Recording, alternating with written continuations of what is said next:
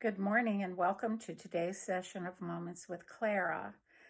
As you know, we have begun a series of these videos on the really complicated griefs of child loss. Right now, we're focusing in on part 2 of the grief that follows the loss of a child due to suicide. It's a very difficult topic. Very few people talk about it, but I feel that it's something that we must address. Yesterday, we introduced the topic, and today we'll talk about why this grief is so different.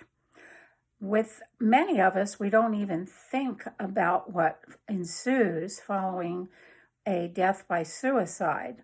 Parents are often, I would say most often, have to deal with some kind of police interrogation.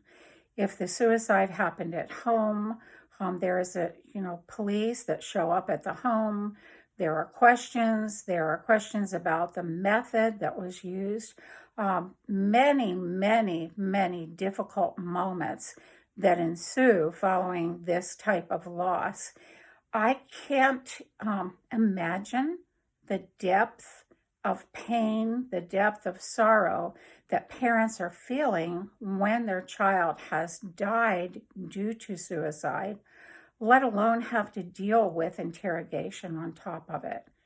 This is something that it makes different.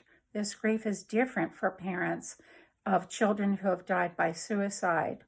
Also, many times the parents are the ones that find the child. Suicide very often takes place within the home or within a child's apartment, and parents are the one that walk in and find the child. Quite often, post-traumatic stress syndrome follows this. There again, the horror of finding your child has taken his or her life. You cannot explain it in human terms. You simply cannot. And the trauma that follows is a deep, unrelenting trauma, one where the parents will often replay the scene over and over and over again in their minds, and they need professional help to get through this initial shock, this initial trauma. Also, suicide is set apart from other deaths by religion. And, many of you probably have dealt with this, those of you who have had a child die by suicide.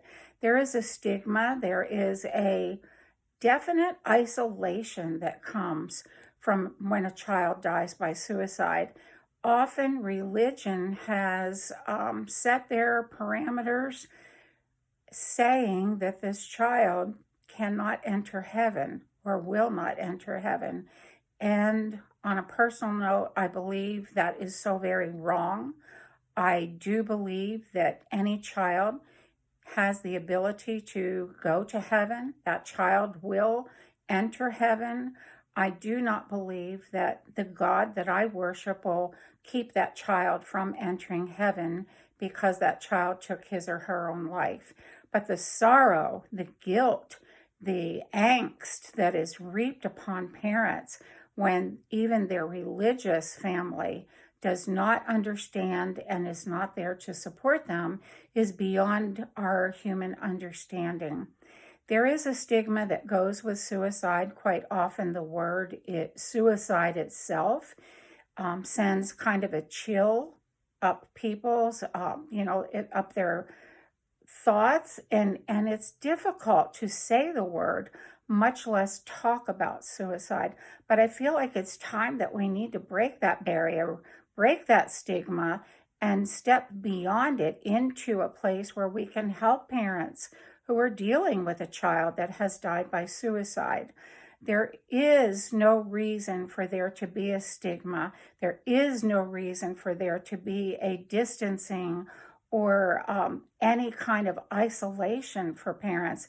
This is when they need support the most.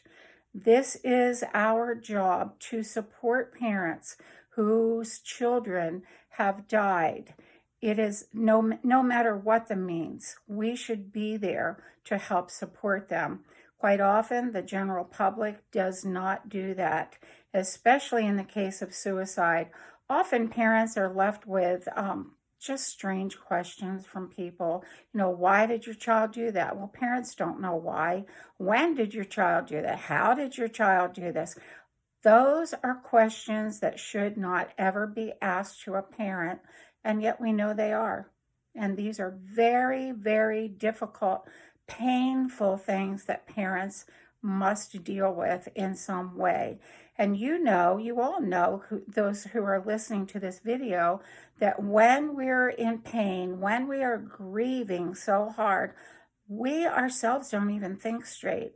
So we don't need the additional burdens and the additional pain placed upon us. I think that the main takeaway that I want you to get from this video today is there are points that set a death by suicide apart from other deaths, and there are additional layers of grief heaped upon parents because of it.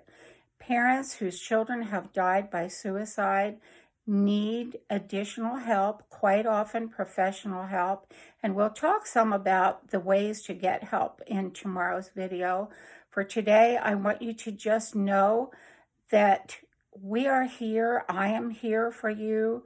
I can't begin to say that I understand the whole of it because I don't, but I do know that support is needed. I do know that we have a community that is here to support you. My love to each and everyone who has lost a child, no matter what the condition was by which that child died.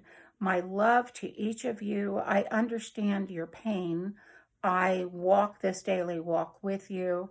And it is my hope and my prayer that today there has been something said that will be just a bit encouraging to you, just by knowing that your grief is validated and that we do care. My love to you. I'll be back tomorrow with part 3, talking about why suicide is a different grief. My love to you. Have a softer day in your grieving today. See you tomorrow.